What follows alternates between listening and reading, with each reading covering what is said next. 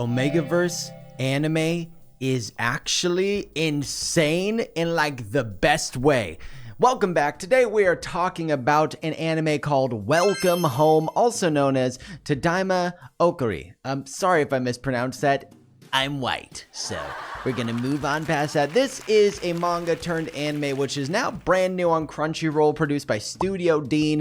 It is about a same-sex couple that is raising a child in Omegaverse. And if you don't know what an Omegaverse is, that's okay, because we're going to break that down, because I also, upon watching this, had no clue what this is about, because I initially started watching this anime because I would love BL, I love romance, I love some yaoi, and I was like, okay, this has all of that. And then they started referencing the characters a lot as alphas, omegas, and betas, and I'm like, okay, did Andrew Tate write this anime? This should be interesting. But an Omegaverse, essentially in a nutshell, is just that men can have babies. So it's kind of a hierarchical kind of system. If you look at this chart on the screen, there's alpha, betas, and omegas, and it's basically just that omega males can have a uterus. They can, have babies. And it's,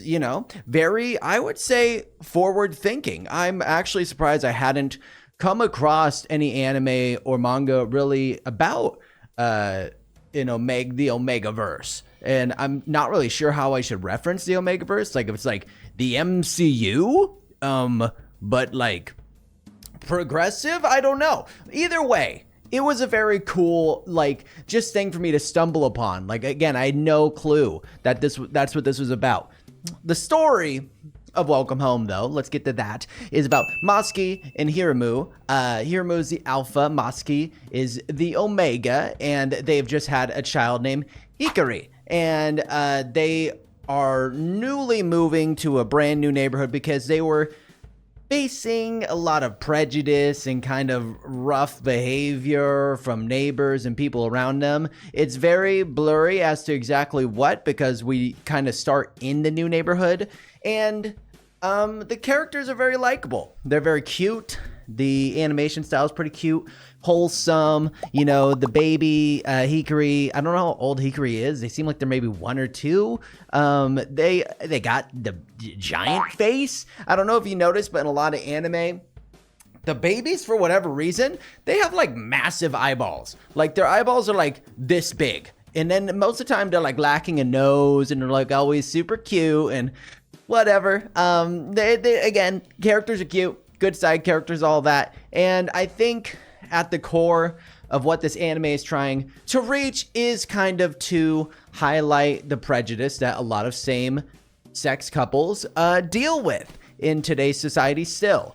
And the kind of the struggles you face through being accepted by family, being accepted by friends, being accepted by just society in the outside world. And it does it really well in kind of a weird way, because at first it just kind of starts as a kind of like in a protective setting where they're just at home, it's cute, and there's nothing to worry about. And then little by little you'll meet their neighbors who kind of have like some kind of disdain of like, whoa, I don't want to interact with them, to the Hiramu's father, who's like, I never accepted you marrying an Omega.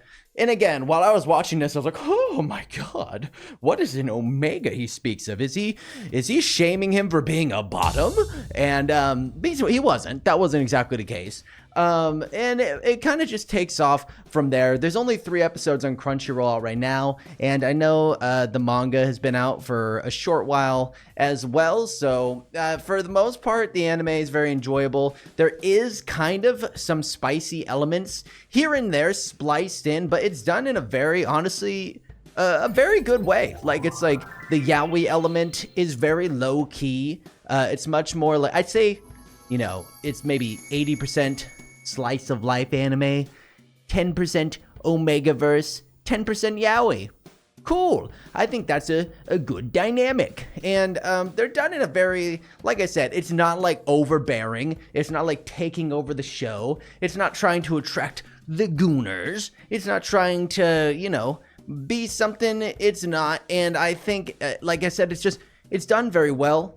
so far I'm really enjoying it. I'm very curious as to where it's gonna go from here, and if it's just gonna stay slice of life, or if there's gonna be a bigger arc. I know with Masaki, it seems like there's a bunch of like physical demanding like ailments or issues that come along with being in Omega. So I'm not sure if they have to be on some sort of medication or go through procedures or what it is, but it definitely seems like their body is taking a toll. So yeah, so far I really am enjoying the anime for Welcome Home.